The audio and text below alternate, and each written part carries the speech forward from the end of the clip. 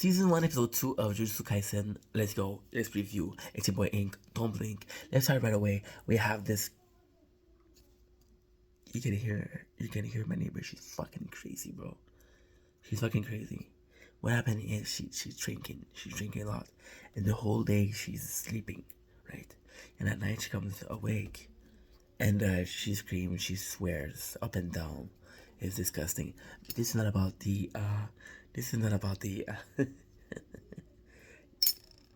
just listen. It's nuts. Season 1, Episode 2. In the last episode we saw Yuta. I have to understand. I have to learn the name. It's been 2 episodes. Okay, give me a chance. Being possessed by Sukuna. So we don't know what happened. We meet Gojo, which is a teacher. Gojo comes in and defeats the shit out of Sukuna. And it's kind of cool because he does kind of defeat Sukuna, but he doesn't want to hurt I have to know the name. So since the name is complicated, we're gonna call him Itadori. Maybe okay. Itadori, he doesn't want to hurt Itadori, so basically what he does is, he knocks him down. There's this really, really cool scene where Itadori is explained the role of Sukuna. It is explained the possibility of him coming back to life. He's explaining that the modern day society of sorcerer isn't keeping this seal strong enough, and one day Sukuna is gonna be revived. And then he explained to Itadori, what we're trying to do is have a vessel, and we kind of destroy the fingers, but if you're able to eat them, then it's gonna be more fun, because if you can eat them, it's gonna be easy to destroy them, right? If we kill you, we destroy them. So right away in the second episode, that's kind of weird because there's 20 fingers. We learned 20 fingers for the 4 arms of Sukuna, and right away in the second episode we get a second finger in, and that's like, okay, well, that's 10% of the fucking whole story, right? The whole plot, right? Or is the this is my theory, is the 10% of the before time skip, and time skip gonna get a Deku situation where it's kind of Sukuna, right? We get Megumi, who sacrificed his life. Megumi, who's asking Gojo to save Itadori.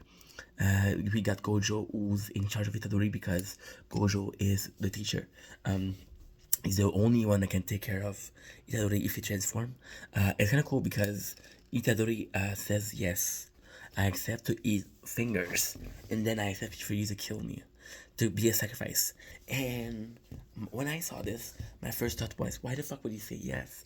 Why the fuck would he accept, right?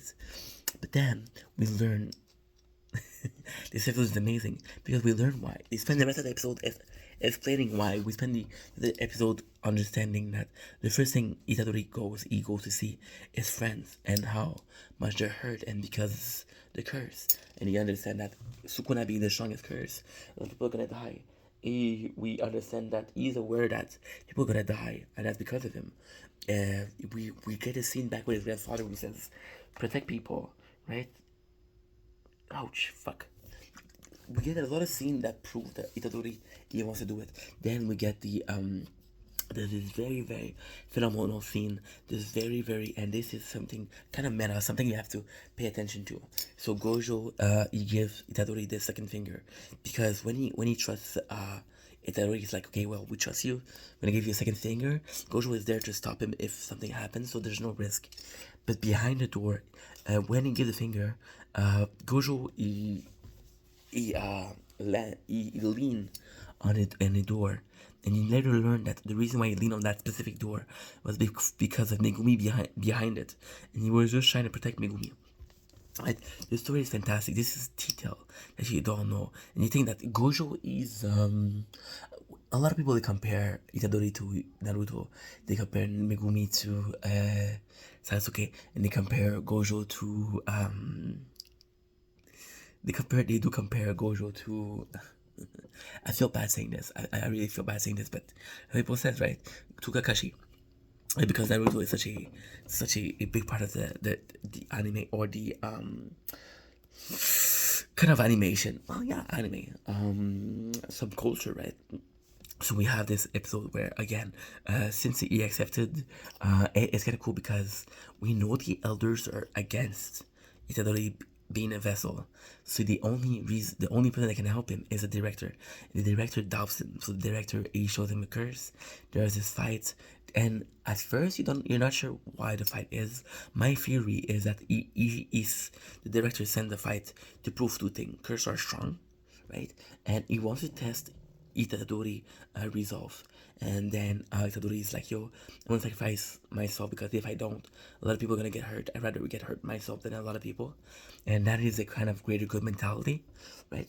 So this episode is okay. We know this episode is great because at two episodes in, we know the stakes.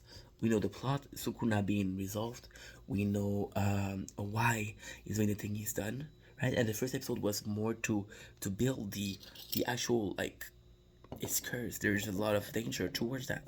The first episode is to establish that there's a danger.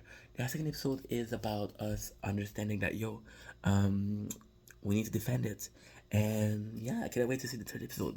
The second episode also showcase there's a care for Megumi. It's weird. Megumi cares for Itadori a lot, and he's trying to protect him, and we're not sure why. Of course, we learn it later on, but it's kind of cool that we see that sorcerer get each other's back.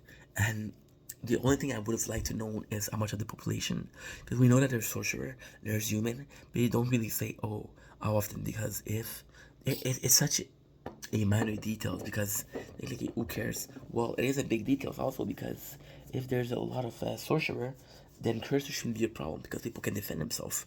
But if they're a very rare breed, then they have more of the percentage. So 50%, if 50,000 is at 100%, then 5,000 is 10%.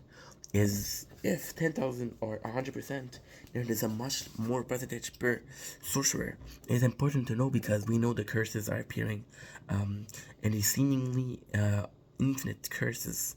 We don't know how many sorcerer there is, so we know that there's an infinite bad guy presence. We don't know. So I'm thinking about also My Hero Academia, where there's as many hero as villain, and that makes it fair.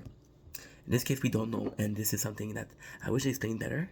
But second episode, I'll give it a chance. Of course, I'll give it a chance. It's a fucking amazing anime. So yeah, let's fucking go. As always, stay weird, peace.